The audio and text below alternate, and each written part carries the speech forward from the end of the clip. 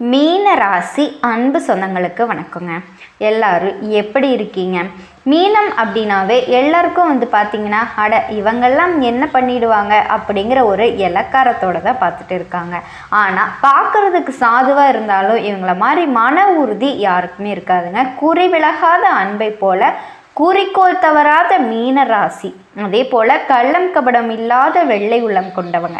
எந்த ஒரு சூதுவாதும் தெரியாதுங்க, பொய் பத்திரம் பேச தெரியாது. இதனாலேயே இது நாள் வரைக்கும் நம்முடைய வாழ்க்கைங்கிறது போராட்டமாகவே இருக்குது. சொல்லப்போனால் திடீர்னு நமக்கே தெரியாது நம்முடைய வாழ்க்கையில் பல பேர் விளையாடிட்டு இருப்பாங்க. பின்னாடி முதுகில் குத்தியிருப்பாங்க, தலை மேலே பெரிய பாரத்தை வச்சுருப்பாங்க. ஏன்னா இந்த கலியுகத்தில் வாழ்கிறதுக்கு மீனராசி தகுதி இல்லை போல. ஏன்னா இந்த கலியுலகம் என்னவா இருக்குது, போய் பித்தலாட்டம் பண்ணுறவங்களுக்கு மட்டும்தான் நல்ல சிறப்பான வாழ்க்கை அமையுதுங்க. அவங்க தான் நல்லா இருக்காங்க. உண்மை, நியாயம், தர்மம், இதை மற்றவங்களுக்கு துரோகம் பண்ணக்கூடாது, மற்றவங்களுடைய வாழ்க்கையை கெடுக்கக்கூடாது, மற்றவங்களுக்கு துன்பம் கொடுக்கக்கூடாதுன்னு இப்படி பயந்து பயந்து வாழ்கிறதுனால மீன ராசி இப்போ வரைக்கும் சங்கடத்துக்குள்ளேயே போயிட்டு இருக்குங்க. தியாகம் பண்ணுறது இந்த மீனராசி தான் அதிகமாக இருக்காங்க. நிறைய தியாகம் பண்ணுறாங்க. இவங்க அழுகையும் இவங்களுடைய குமுறலும் மற்றவங்களுக்கு தெரியாத பார்த்துக்கிறதுனால இவங்க என்ன நினைக்கிறாங்கன்னா, ஓகே நம்ம மற்றவங்களுக்கு முன்னாடி கொஞ்சம் அப்படி இருக்கோம் அப்படின்னு நினைக்கிறீங்க. அதாவது நல்லா இருக்கிற மாதிரி காட்டிக்கிறோம்னு நினைக்கிறீங்க. நீங்கள் அப்படி இருக்கிறதுனால அவங்க என்ன நினைக்கிறாங்க அப்படின்னா, ஓ நீ நல்லா இருக்கியா அப்படிங்கிற மாதிரி உங்களை இன்னும் எந்த அளவுக்கு அடிப்பாதாளத்துக்கு இழுத்துட்டு போய் விடணுமோ அப்படி அதுக்கான வேலையை பார்த்துட்டு இருக்காங்க. நீங்கள் ஒரு நாள் சிரிச்சிட்டா போதும், அதுக்கு பல நாள் வேலையை பார்த்தா அந்த சிரிப்பு எப்படியாவது அடக்கிடணும், நிரந்தரமாக உங்கள் கண்ணில் கண்ணீர் மட்டுமே வரணும்னு எதிர்பார்த்துட்டு இருக்காங்க. அது இல்லை, அதுக்கெல்லாம் இடம் கொடுக்க மாட்டோம், யார் என்ன வேணால் பண்ணட்டும், ஏன் தெய்வமே இறங்கி நமக்கு சோதனைகளை கொடுத்தாலும் அதை தாண்டி போகிறதுக்கு மன உறுதி போராடிட்டே இருப்பேன். இது எல்லாத்துக்கும் மேலே சமுதாயத்தில் தனக்குன்னு ஒரு முத்திரையை பதிக்கக்கூடியவங்க தான் இந்த மீனராசிக்காரங்க. யார் என்ன வேணால் பண்ணட்டும், சூழ்நிலை எந்த அளவுக்கு நமக்கு மோசமாக இருந்தாலும் பரவாயில்ல, ஆனால் மீனத்துக்குன்னு ஒரு அடையாளம் இருக்குது. என்ன தெரியுமா?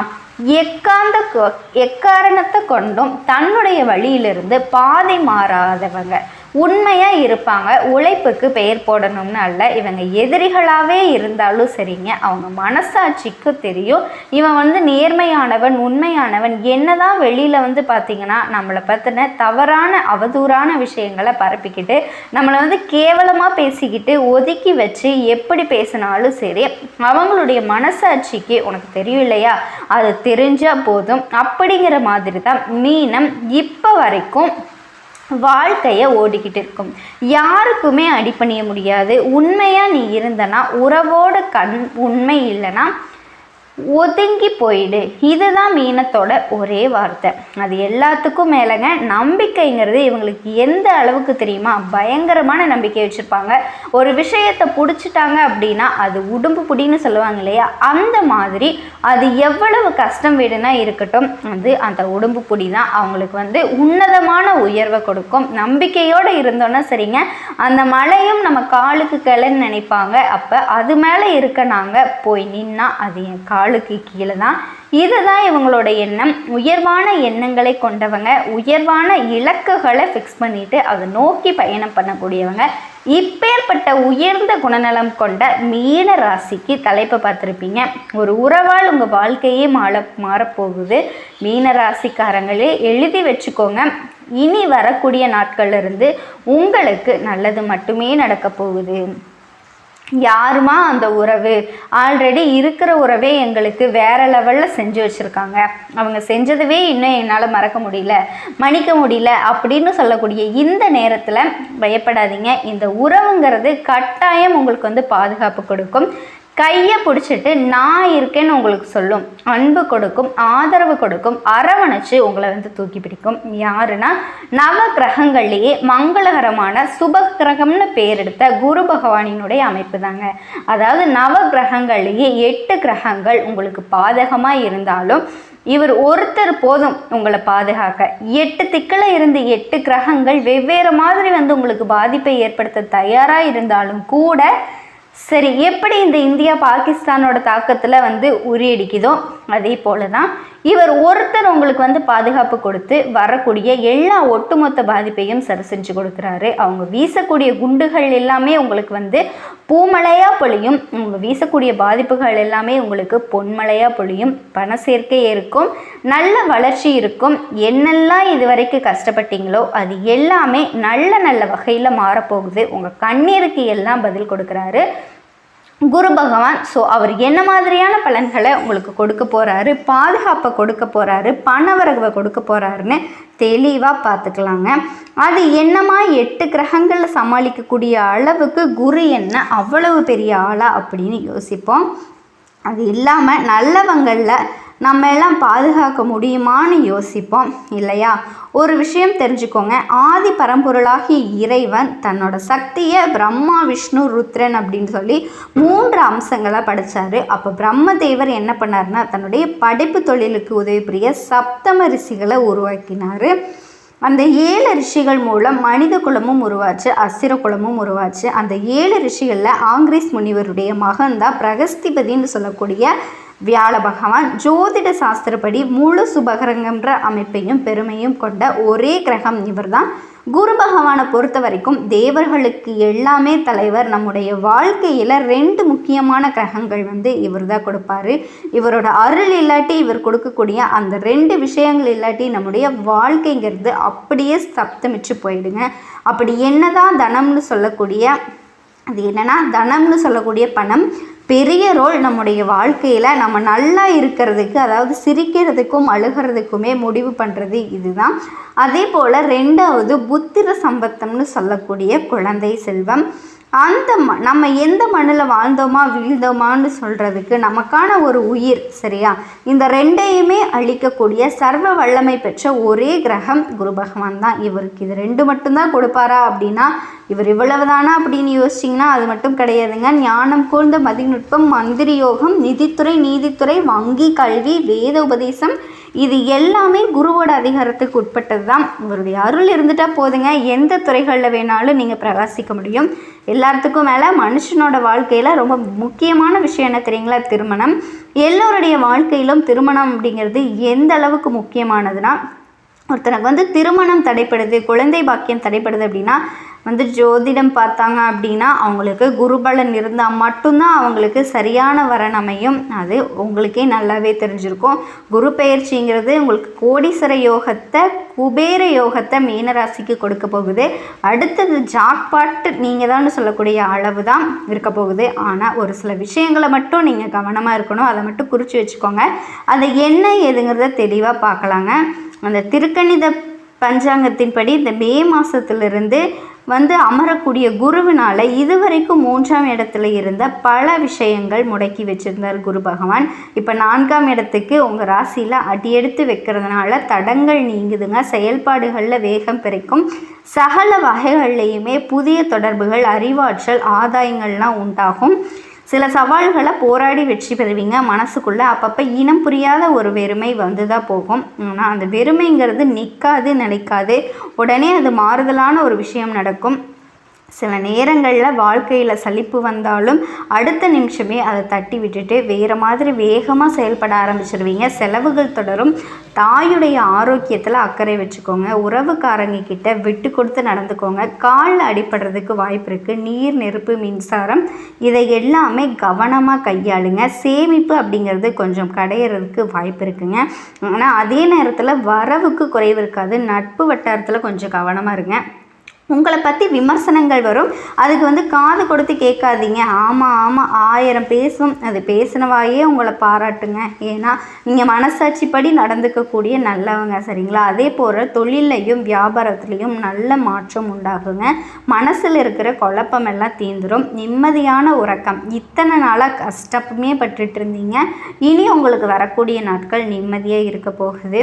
இது பொதுப்படியாக சொன்னாக்க குருவுடைய பார்வையினால் ஒரு செல்வாக்கு உயருதுங்க. குடும்பம், தொழில், வேலையில் முன்னெடுத்து பார்க்க போகிறீங்க. மனசில் இருந்த குழப்பங்கள் விலக போகுது. குறிப்பாக குழப்பம் தாங்க மீன ராசிக்கு பெருமான பிரச்சனை கொடுத்தது. அது இப்போ சரியாகுது. தொழில் ரீதியாக ஜீவஸ்தானத்துக்கு குருவுடைய பார்வை இருக்கிறதுனால தொழிலில் முன்னேற்றம் அடைவீங்க. முயற்சிக்கேற்ற ஆதாயம் உண்டாகுது. நிதானம் ரொம்பவே முக்கியங்க. அதை கடைபிடிச்சிங்க அப்படின்னா மீனராசி அன்பு சொந்தங்களுக்கு வாழ்க்கை ரொம்பவே அமோகமாமைங்க. தனிப்பட்ட வேலைகள் நடத்தி பொருளாதாரத்தில் நல்ல ஒரு முன்னேற்றத்தை பெறுவீங்க. வாழ்க்கை அமோகமாக இருக்க போகுதுங்க. மீன ராசி அன்பு சொந்தங்களுக்கு என்னுடைய வாழ்த்துக்கள். வாழ்க வளமுடன். அன்பார்ந்த மீனராசி அன்பர்களே, மீன ராசியை பொறுத்த வரைக்கும் தோல்வி அடைஞ்சு தீயில விழுந்தா கூட ஃபீனிக்ஸ் பறவை மாதிரி உயிரெழுந்து வரக்கூடிய ஒரே ராசி மீன ராசி தாங்க. அப்படிப்பட்ட மீன ராசி அன்பு சொந்தங்களுக்கு இன்னைக்கு பார்க்கக்கூடிய பலன் உங்கள் வாழ்க்கையில் எதிர்பார்க்காத முக்கியமான பயிற்சி பலன் தாங்க பார்க்க போகிறோம். ராகு கேது பயிற்சி. அதாவது ராகு கேது போல் கொடுக்க மாட்டார், கேது போல் கெடுத்துட்டு கொடுக்க மாட்டார், இப்படி தான் சொல்லணும். ராகு கேது இவரை கண்டு எல்லாருமே ரொம்ப ஆச்சரியப்படக்கூடிய ஒரே கிரகம் ராகு கேது பயிற்சி. அதாவது மீன ராசியிலிருந்து கும்ப ராசிக்கு பயிற்சி ஆகிறாருங்க. புரட்டாதி நட்சத்திரம் 4ஆம் பாதத்திலிருந்து 3ஆம் பாவத்துக்கு யார் வர்றாரு? ராகு பகவான் வர்றாரு. காலபுருஷனுக்கு 11ஆவது வீட்டில் லாபஸ்தானத்துக்கு கும்ப ராசி ராகு கேது. இது பயங்கரமான ஒரு விசேஷம்னா பார்த்துக்கோங்க. கேது பகவான் சூரிய பகவானோட வீட்டுக்கு வர்றாரு. கரெக்டாக பாருங்கள், 18 மாதமும் பரபரப்பான மாதமாக தான் கண்டிப்பாக இருக்கும். இந்த ராகு கேது அதிகங்க. ஏன்னா ஒவ்வொரு மனுஷனும் ராகு கேது வந்துட்டால் ஜாதக நோட்டை எடுத்துட்டு சீக்கிரம் ஓடிடுவாங்க.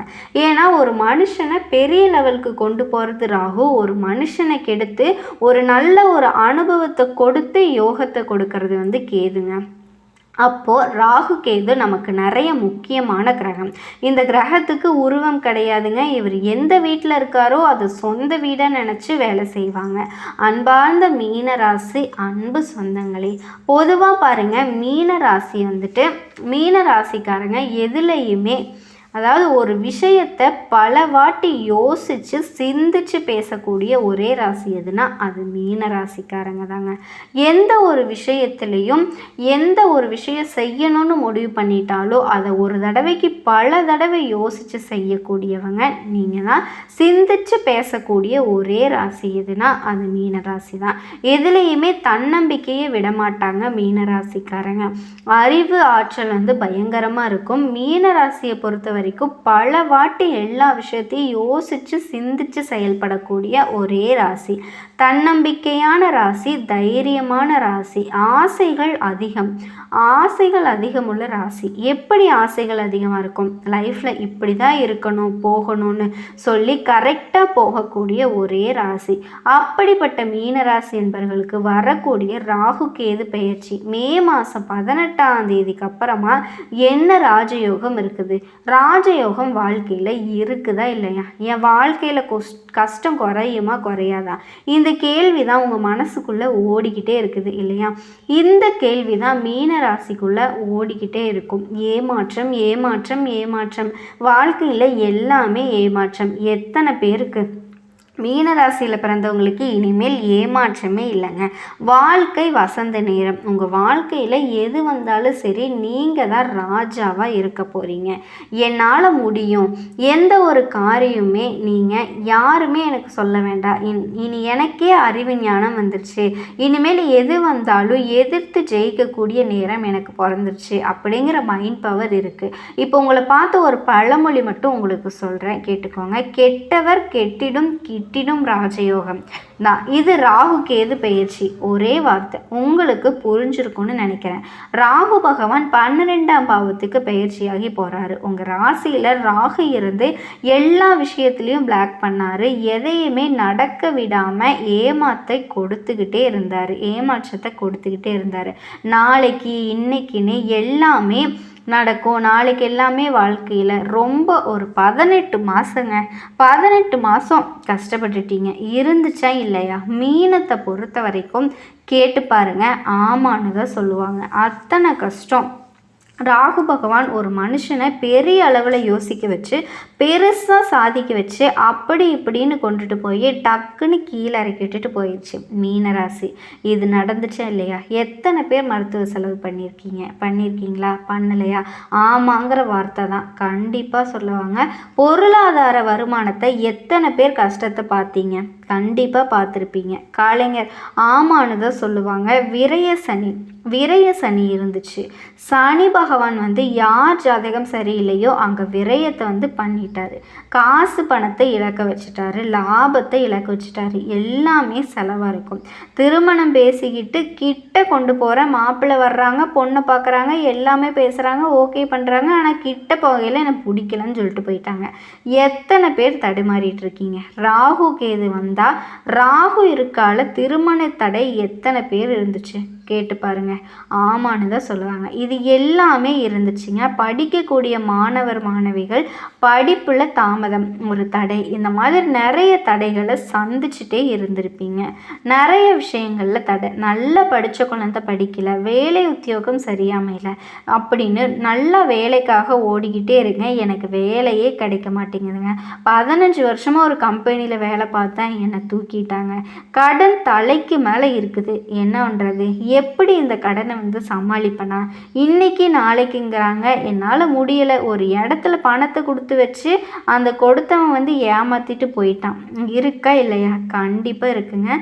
நிறைய பேருக்கு மீன ராசியை பொறுத்த வரைக்கும் அப்படியே நொந்து நூலாக போய் நிறைய கஷ்டத்துக்கு ஏதோ நான் போய் இருக்கிறேன்ப்பா அப்படிங்கிற சிந்தனையில் நிறைய பேர் வாழ்ந்துட்டுருக்கீங்க. தயவு செஞ்சு உங்கள் தைரியத்தை மட்டும் விட்டுறாதீங்க. இனிமேல் உங்கள் வாழ்க்கை கண்டிப்பாக வெற்றி வரும். ஏன்னா 4ஆம் இடத்துல குரு போயிட்டாரு. 3ஆம் இடத்துல குரு இருந்தால் உங்களுக்கு சரியில்லாமல் ஒரு பலனை கொடுத்தா, இப்போ 4ஆம் இடத்துல குரு அறிவுக்குள்ளே வீட்டுக்கு போயிட்டாரு. அதனால தான் சொல்கிறேன், புத்திக்குள்ளே வீட்டுக்கு போயிட்டாரு. அப்போ கரெக்டாக நீங்கள் அறிவை மட்டும் கரெக்டாக யூஸ் பண்ணி கரெக்டாக மூவ் பண்ணி பாருங்கள். உங்களால் கண்டிப்பாக முடியுங்க. உங்களால் வெற்றி அடைய முடியும். வெற்றியை மட்டும்தான் நீங்கள் பார்க்கணும். தோல்விங்கிற வார்த்தையே போகக்கூடாதுங்க. மீன ராசிக்கு தோல்வியே வரக்கூடாது. இனிமேல் வெற்றி தான் வரும். ஏன்னா ராகு கேது உங்களை விட்டு விலகிருச்சு. சனி பகவான் மட்டும்தான் இங்கே இருக்காரு. ஜாதகத்தில் சனி குரு யாருக்கு நல்லா இருக்கோ அவங்க எல்லாருமே தைரியத்தை மட்டும் விட்டுறாதீங்க. சனி சரியில்லைன்னா பிரச்சனை. சனி பகவான் நல்லா இருந்துட்டா வெற்றி.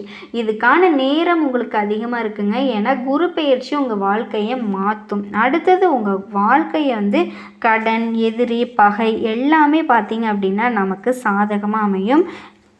மீனராசின்னு எல்லாமே உங்கள் தலையெழுத்தை மாற்றக்கூடிய நேரம் தான் இந்த ராகு கேது பயிற்சி. மருத்துவ செலவு குறைஞ்சிருங்க. எத்தனை பேர் மருத்துவ செலவு பண்ணியிருப்பீங்க? ஆப்ரேஷன், இனிமேல் எந்த செலவு இருக்காது, பயப்படவே வேணாங்க. மருத்துவ செலவு குறையும். நிம்மதியான ஒரு வாழ்க்கையை பார்ப்பீங்க. எத்தனை பேர் திருமணம் தேடி வரும் பாருங்க. பிடிச்ச பெண், காதல் திருமணம், இந்த 2வது திருமணம் ரெண்டுமே ஓகே, சக்ஸஸ் ஆகிருங்க. எத்தனை பேர் வீடு வாங்க போகிறீங்க? எத்தனை பேர் இடம் வாங்க போகிறீங்க? பூமி வாங்க போகிறீங்க? எல்லாமே நடக்குங்க. இந்த ராகு கேது பயிற்சியால் பாருங்கள் என்னன்னா, கேது எந்த ஒரு விஷயமும் பண்ணலை. கண்டிப்பாக விரய செலவு பண்ணி தான் ஆகணும். அப்போ வீடு கட்டுறது, விரய செலவு பண்ணுறது எல்லாமே யோகம் அடைச்சி கொடுக்குறாரு. சகோதர சகோதரிகள் நல்லா இருப்பாங்க. பூர்வீக சொத்து, இந்த பூர்வீக கோர்ட்டு கேஸு வழக்கு பிரச்சனை இருக்காது. கடன் பிரச்சனை இருக்காது. பகை பிரச்சனை இருக்காது. எல்லாமே மாறுது பாருங்கள். எத்தனை பேர் வழக்கு சம்மந்தமாக அலைகிறீங்க? இனிமேல் இந்த வழக்கு பிரச்சனை இருக்காதுங்க. கோர்ட்டு கேஸ் பிரச்சனை இருக்காது. குழந்தை பாக்கியம் கிடைக்கும். குடும்பத்தில் ஒரு நிம்மதி தருணத்தை பார்ப்பீங்க. ஒரு மனுஷனுக்கு நிம்மதி கிடைச்சா போதுங்க. அந்த நிம்மதி இருக்கு. பார்த்து நல்ல ஒரு ஒழுக்கமான நல்ல பெயர் எடுப்பீங்க. இதுதாங்க மீனராசி இப்போ இருக்குங்க. உங்களுக்கு எத்தனை பேர் எக்ஸாம் எழுதிட்டு இருக்கீங்க அரசாங்க வேலைக்கு? இப்போ எழுதுங்க. லக்கணத்தோடு சூரியன் இருக்காரு, அவங்க மட்டும் அரசாங்க வேலை எழுதுங்க. கண்டிப்பாக அரசாங்க வேலை கிடைச்சிரும். புதன் எப்படிப்பட்ட ஒரு வழக்காக இருந்தாலும் சரி, அவங்க உங்களுக்கு சாதகமாயிரும். அரசியல்வாதிக்கு நல்ல ஒரு மாற்றம் வரும் பாருங்க. மக்கள்கிட்ட இருந்து உங்களுக்கு பேராதரவுகள் கிடைக்கிறதுக்கான வாய்ப்புகள் நிறையவே இருக்குது. எப்படிப்பட்ட ஒரு வழக்காக இருந்தாலும் சரி அரசாங்கம் உங்களுக்கு வந்து சாதகமாக மாறும். நல்ல ஒரு மாற்றம் வரும் பாருங்க. கடனை கொஞ்சமாச்சும் அடைப்பீங்க. இப்போ பார்த்துக்கோங்க, எவ்வளவு கடன் இருந்தாலும் சரி அந்த கடன் அடைச்சிருவீங்க. தலைக்கு மேல் கடன் சொன்னீங்கன்னா கூட கண்டிப்பாக கடன் வந்து அடைக்கப்படும். எங்கே போய் லோன் கேட்டாலும் லோன் வந்து ஜங்ஷன் ஆகும். அதுக்கான நேரம் இருக்குது. திருமண தடை நீங்கி குழந்தை பாக்கியம் கண்டிப்பாக அனுகூலமாக, தந்தை தாயோட ஆரோக்கியம் வந்து நல்லா இருக்கும். பார்த்து தொழில் பண்ணுறவங்க மட்டும் 7.5 சனி நல்லா இருக்கா அப்படின்னு ஒரு தொழில் பண்ணுங்கள். நல்ல ஒரு மாற்றம் இருக்கும் பார்த்துக்கோங்க. லாட்ரி யோகம் எடுக்கிறவங்க தைரியமாக எடுங்க. இனிமேல் லாட்ரி யோகம் வந்து கண்டிப்பாக உங்களுக்கு அடிக்கக்கூடிய அமைப்பு இருக்குது. ஏன்னா 12ஆம் இடத்துல சனி பகவான் ராசிக்கு வந்துட்டாவே சனி யோகமாக இருக்கான்னு பார்த்துட்டு லாபத்தை எடுக்க ஆரம்பிச்சுங்க. அதுக்காக அதுலேயே பணத்தை போட்டு ஜாதகத்தை மூவ் பண்ணி பாருங்கள். வெற்றி நிச்சயமாக வரும். இந்த கமிஷன் ஏஜென்சி நல்லாயிருக்கும், ஆசிரியர் வேலை வந்து நல்லாயிருக்கும், நகராட்சி நல்லாயிருக்கும், ஷேர் மார்க்கெட் நல்லாயிருக்கும், ரியல் எஸ்டேட் பிஸ்னஸ்லாம் நல்லாயிருக்கும், மருத்துவத்துறை நல்லாயிருக்கும், ஆராய்ச்சியாளர்கள் நல்லாயிருக்கும், இந்த ஐடி ஃபீல்டு நல்லாயிருக்கும். இது எல்லாமே நல்ல ஒரு